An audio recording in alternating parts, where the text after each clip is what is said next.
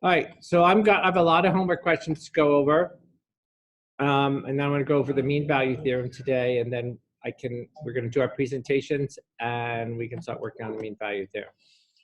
Okay. All right, so first problem. What do I do with this? Go ahead. A quotient rule? Before the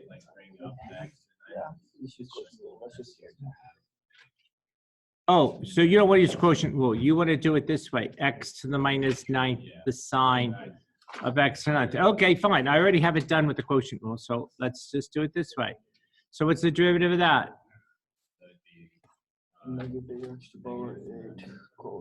So now you're doing, do you understand what he's doing? He's not doing a quotient rule. He's doing a product rule. And it's what?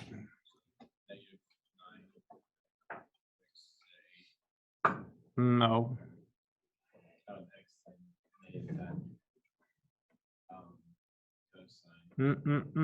That's not what the product rule says. Leave it alone. Sine of x to the 9th plus what? Shh.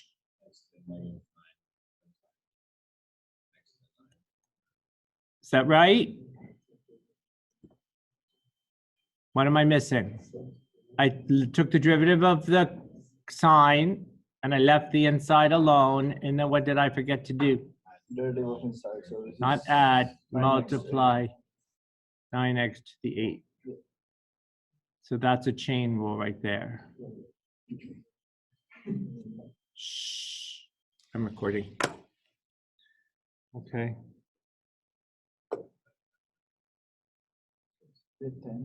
Okay. So you could use the quotient. This is the quotient rule. Bottom times the derivative of the top minus top times the derivative of the bottom. It's just a mess. All of the bottom. It's a little bit of a mess, but you get the same answer.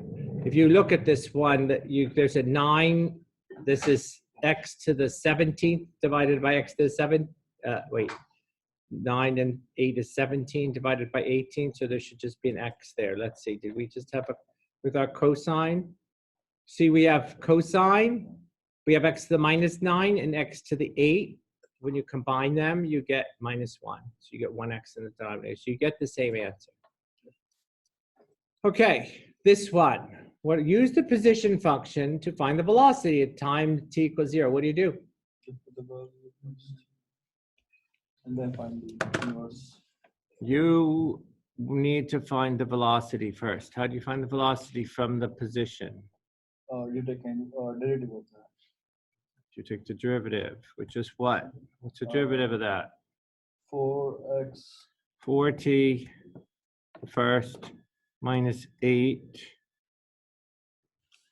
What's the derivative of sine? Cosine. 8t And then 8 times 8. Times 8. Do you see that's a chain rule again? We left the 8t alone and then we took the derivative of it. Okay, now what do we do? Just put the value. Plug 0 in and you get 0 minus 8 times 0. Cosine of 0 times 8 is minus 64. Yes, sir. Okay, cosine of 0 is 1. Any questions on that? Good. All right, this one. I love this problem. I should say I love this problem. I put this problem on so many tests. I don't know if I removed it from your homeworks or quizzes or not, but this is so easy. I hate putting it on, but I'm always marking it wrong. I cannot tell you how many people miss it. I should say I'm marking it wrong. Connect marks it wrong, and I don't find any reason to give any credit for it. So I'm not sure if I'm going to put this question on. This is a mixed blessing question. Do you know what I'm saying? It's so easy. I think you should just do it in a second. What is this is 7 times e to some stuff. What's the derivative of 7 times something? Take the derivative of it. The 7 stays there, right? There's no trick there. You always see those numbers. Connect those, throws a number there. What's the derivative of e to stuff? What's the derivative of e to the x? E to the x. What's the derivative of e to the stuff? E to the stuff, you leave that stuff alone, and then you do what? You leave the stuff alone, and then you do what? You take the derivative of the stuff, because what rule is that? Chain rule. The chain rule. So this is 7e to, in this case, the stuff is 2x plus 1. What's the derivative of 2x plus 1? 2. So it's like 14e to the 2x plus 1. Okay, that's what it looks like. And so do you like this question? Okay, every class I've asked if they like this question, they all say they like it. And then I put it on the test, and then a good third of you will miss it. Maybe the third that's not here. But it is a super easy question. What people will tend to do is bring that 2x plus 1 down and subtract 1 or whatever. It's crazy. Okay, how about this one? It's a tangent line question, only it's not a function, it's an equation. So you have to use what? Implicit differentiation. It's an implied thing. So I have to take a derivative of everything. So what do I get? 4x plus derivative of 7y squared. 14y. 14y dy dx Equal to 0. equals 0. Okay, so y prime equals minus 4x over 14y, and what? Negative 2 over 7 x over y. Okay, So do you take the y prime as dy dx in the you paper as can. well? Mhm. So that's minus 4 over 28, just minus 1/7. Okay. And all they wanted was the slope. They don't want it. Don't want a line. They don't want the equation aligned. So that's all the answer is. It's minus a 7. Okay. Who wants to tell me what to do first in order to get connect to not mark this wrong? Cross multiply. I'm looking at you. What should I do first?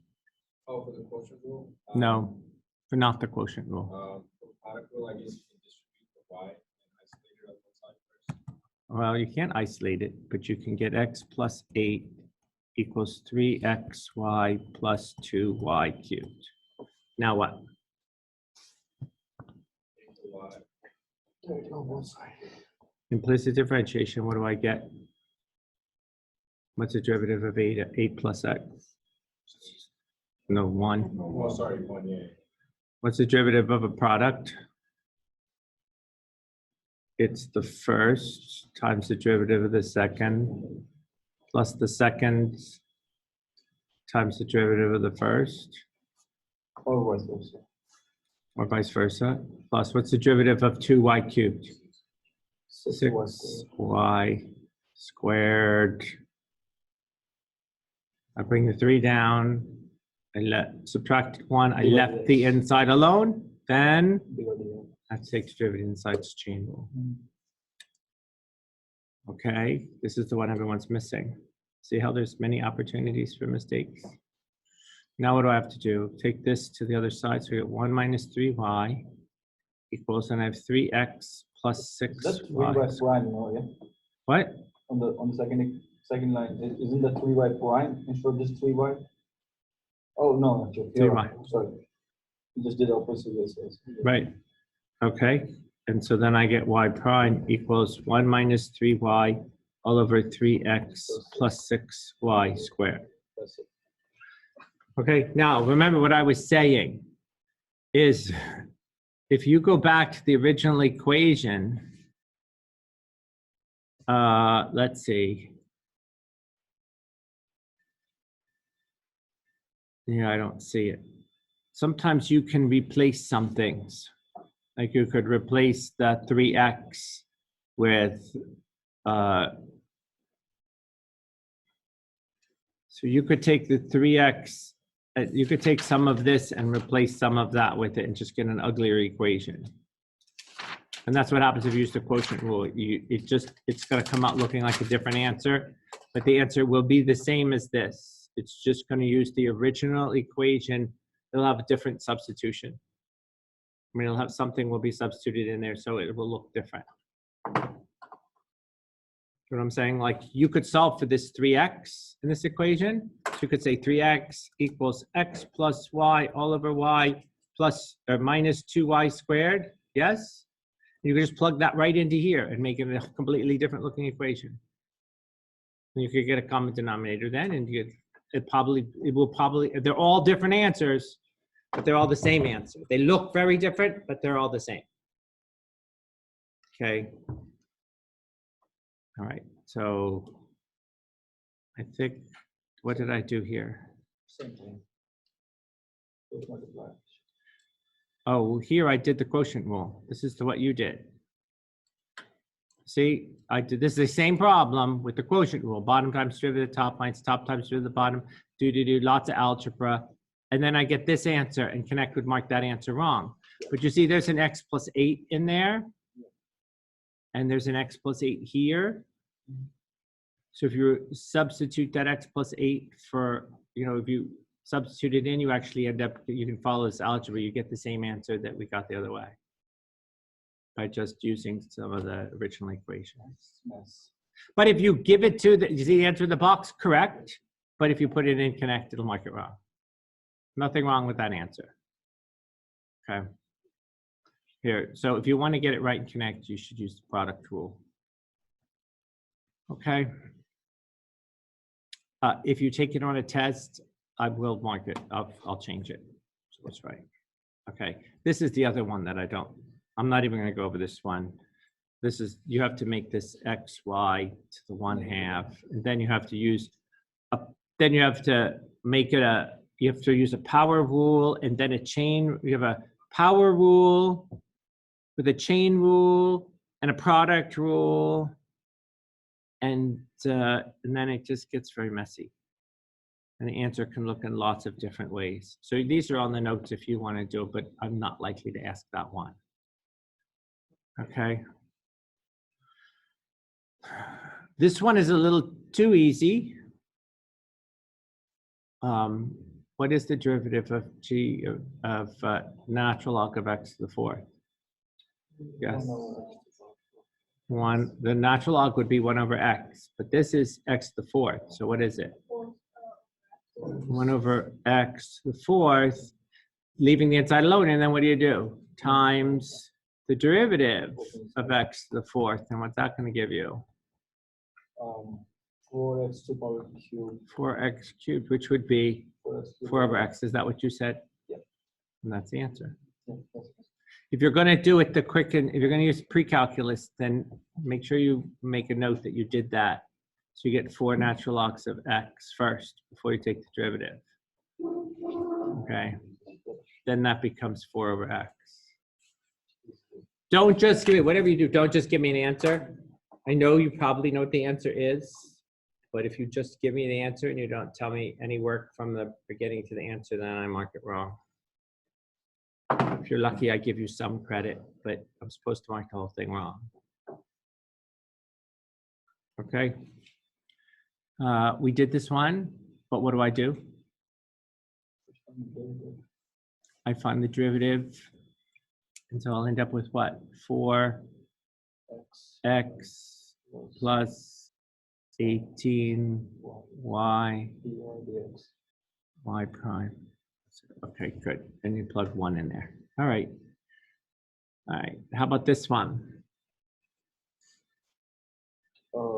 It's the quotient rule. It's a quotient rule. We did this one at the beginning.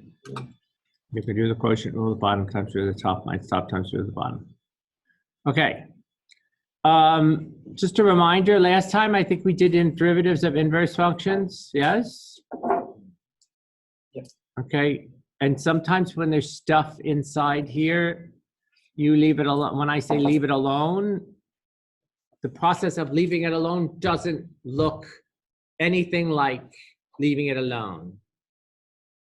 I mean, it's stuff in a parenthesis, but it goes into this big ugly mess with 1 over the square root of 1 minus leave it alone squared. Same thing with the tangent. Same thing with, remember my other favorite was secant. Oh, I don't have the notes anymore. I got rid of it. Secant, derivative of secant is secant tangent. Okay, we also did hyperbolics. Remember hyperbolics? Okay, what is this right here? It's not hyperbolic. What is it? Did you say cinch? Cinch? It's cinch, or it's the hyperbolic sign. And what's the derivative of derivative of hyperbolic sign? Oh, gosh. Cosh, the hyperbolic cosine, no sign change. So that's what it's going to be. Okay, now this one's a derivative question. So what do I do with it? It's Ooh, I have to decide who's the outermost function. Is cinch the outermost function? Is 6x the outermost function? Or is 2 the outermost function? cinch. Yeah, no. Cinch is not the outermost function here. Aha. This is the tricky one with if it were sine. If I had sine like this, what would be the outermost function? Square. It's the squared. Remember the notation? Sine 6x squared. Sine of 6x squared is what that means. So if this is cinch, it means cinch like that. So the square is the outermost function. So the square is the outermost function. So then So now what do you do when you take the derivative of it? the 2 comes in the front and the cinch become cash. It becomes 2. Leave the inside alone. And times So the first power times the derivative of the inside. 6. What's the derivative of the inside? Cash. Cosh, not cash, cosh. Whatever they sent, What do I do? 6 Leave the 6x alone and then do what? times 6. Then take the derivative of that. Okay, this was a chain rule twice. Or was it 3 times? 1, twice. It's a function inside a function. Inside a function. So we had to do it twice. Okay?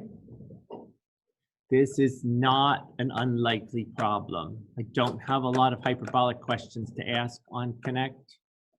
And so this one's a likely problem. Okay? Okay, here's a question that's sort of out of place. Okay, find a function that has derivatives equal to that. This is different. We haven't really gone over to it. This is a thinking question. Later on, we'll have an easy way to go over this, but for now, it's just a thinking question. Okay, the derivative of something equals 6. Let's start with that. The derivative of what gives you 6? 6x. He says 6x. Do you agree? 6x? The derivative of 6x? Took the derivative of it?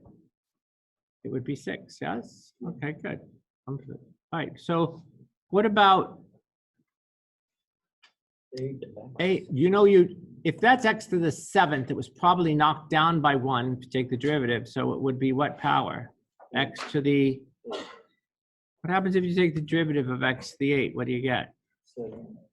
Or 8x 7. 8x is 7. So yeah, that's it. So the answer is x to the 8 plus 6x. But it says all functions. Sounds like we're missing something. What if I were to add It should be plus a number. 0? Yeah. What derivatives give you 0? Derivative of what gives you Any 0? number, any numerical. Any constant. I'll call that C. Constant. So anything that looks like x to the 8th plus 6x plus some constant, and it could be any constant. Could be your age. Could be my age. Much bigger constant. Okay? Could be the square root of your age. Okay? It could be anything. As long as it's constant. Okay?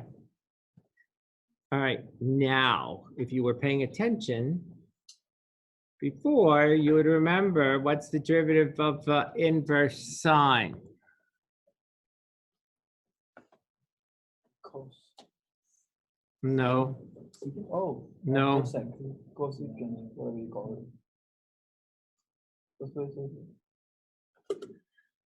you remember I said you need to know this, I had stars next to it, and I said you leave stuff alone, it doesn't look anything like it. Oh, well, it's weird. Oh, there we go. 1 over square root of 1 minus x squared. Is that right? Yep. Nope. No, that's that one. It's close. It's right, Still, except right? It's the negative. no, the other one's sine. No, this is fine. The other one's cosine. This is fine, except for what? This. The formula was for the sine of x. This is the sine inverse sine of stuff. Just put the word Stuff. So what do I have to do? replace the x by Replace the x squared with what? x minus. X to the 9th plus 5. Okay, is that it? Am I done? Yeah. Oh, I left the stuff alone. Stuff was left alone. Remember, what do I have to do next? do you need the derivative of inside as well? I need more. I need the derivative of this stuff. One multiple So in of this it, case, it's x to the 9th plus 5. Well, what's the derivative of that going to be? yeah. 9x to the power 8. This is squared, by the way.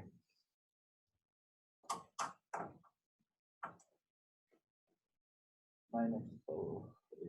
9x to the 8th. Okay. Could we FOIL that x to the 9th plus 5? We could. Are we going to? No. No. Okay. We're going to leave it just the way it is. Okay, you can put the 9x to the 8th on top. Sometimes when you leave things alone, like secant derivative of secant is secant tangent. X. Yeah, nah, you're never gonna see that. All right, so that's enough of those problems for now. So now I'm gonna move on to our new bit of material today, which is the mean value theorem. Okay, now we have 4 theorems we need to know in this class. Actually, we don't need to know them. Do you remember what the squeeze theorem was? Yeah. Remember, 2 friends go into the mall. That was the squeeze theorem. That was used for limits. What could we use if we needed limits besides the squeeze theorem? Use the calculator. Okay. The intermediate value theorem means between values. Intermediate means between values. So what was that used for? Do you remember? Remember what that one said? Nah. If you have a continuous function, you need it to be continuous. And if it was continuous, and if it was above a number here and below a number there, then it had to cross that number. You know, like if you wanted to know if there was a 0 function, if it was positive in one point and negative in the other, then it must be 0 somewhere in between, because the function is continuous. Okay, so we needed continuity. We needed continuity for the squeeze theorem too, but we need continuity for the intermediate value theorem. What about so the fundamental theorem of calculus is what is the MVP, the mean value theorem, MVT? Okay, it says this. Given a continuous function, so it needs to be continuous. All right, the function needs to be continuous. All right, and it needs to be continuous, not everywhere, but on an interval from A to B. Okay, so between A and B, the function is continuous. It doesn't jump or break or anything, no asymptotes. So this function, this mean value theorem says, if that's the case, then there is a moment C.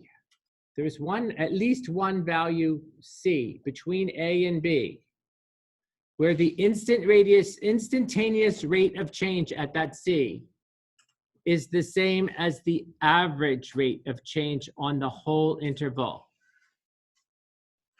Okay, let's try to digest this. What is calculus? The study of? What are the 2 rates of change? Instantaneous and average. Instantaneous requires a single point. average requires 2 points, right? So the average rate of change is just the slope of the line between those 2 points. So if you have an interval A and B, then the average rate of change would just be evaluate the function at B, subtract the function evaluated at A, that would be the change in Y, over B minus A, that would give you the change in X. Okay, if the function is continuous, it'll have a derivative. You evaluate it at some C, that's going to be equal to the average rate of change. Okay.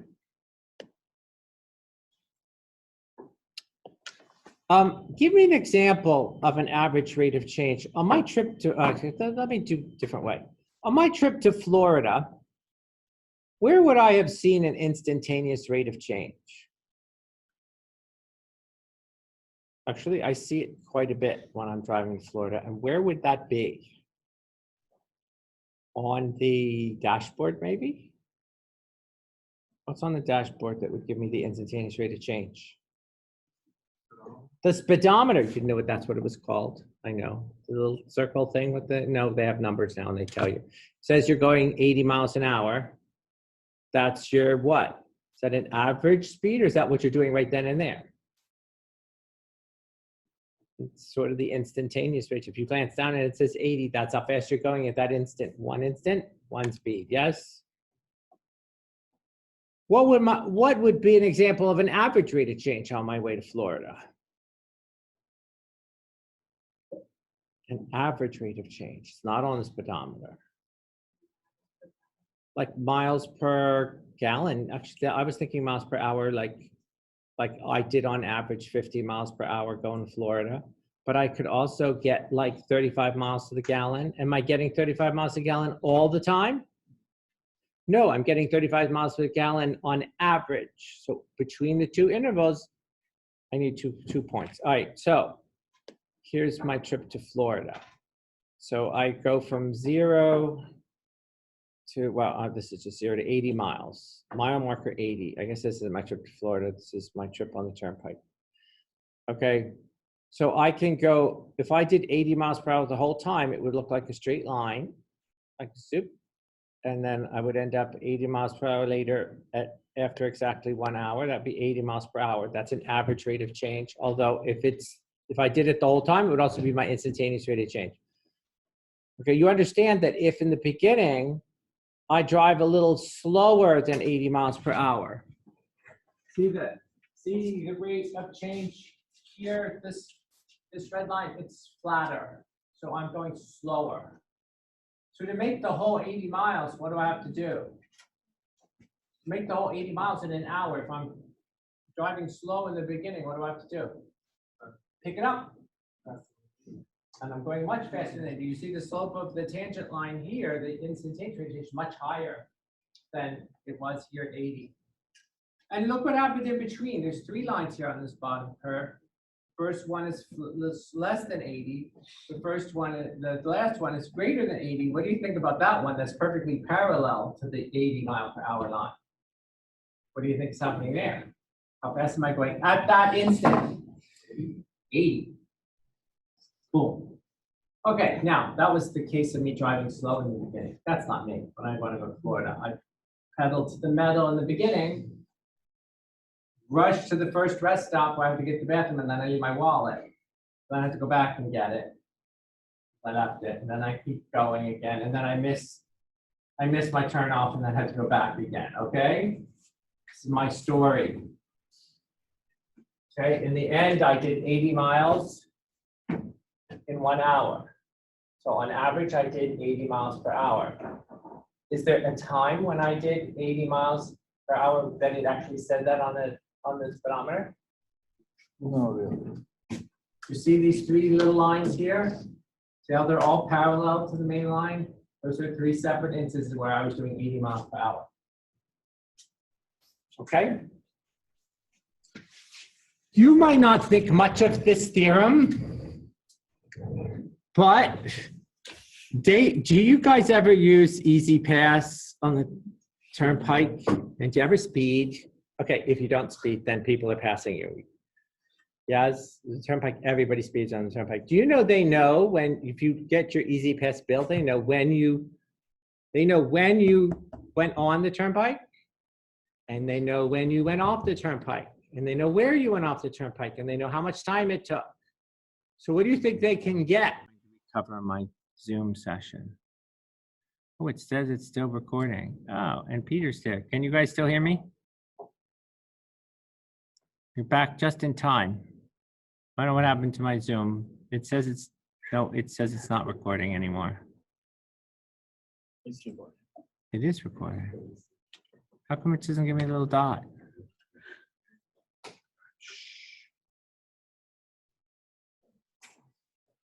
Okay, I don't know if it's working.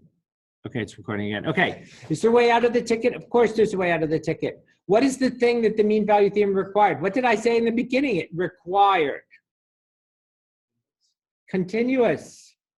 So all you have to do is convince the turnpike authority that you were not traveling continuously on the turnpike. Now, how might that have happened? I used to say, tell them an alien abducted you. Because if an alien abducted you, took you off of the turnpike and then returned you to the turnpike, maybe further down, then you would not have been doing 80 miles per hour. But that seems far-fetched. They might not believe you're aliens, or they might put you in an asylum for crazy. Or you could tell them, this is the one I just came up with last class. You could say that a helicopter scooped you up off the road, whoop, with a giant magnet, and you're so traumatized. And they dropped you later on in the turnpike. So you were not actually on the turnpike the whole time. So you couldn't possibly be held to the mean value theorem because you were not on the turnpike. Would that invalidate their conclusion? Yes. Would it make you look crazy? Maybe. Yeah, maybe look crazy, because I think if a helicopter did that, there'd be witnesses. Have to happen late at night. Okay. All right. So let's do our presentations now. And then I'm going to show you how, then I'll help you do the one for mean value theorem is pretty hard. So we'll do our presentations. Let me pause the recording.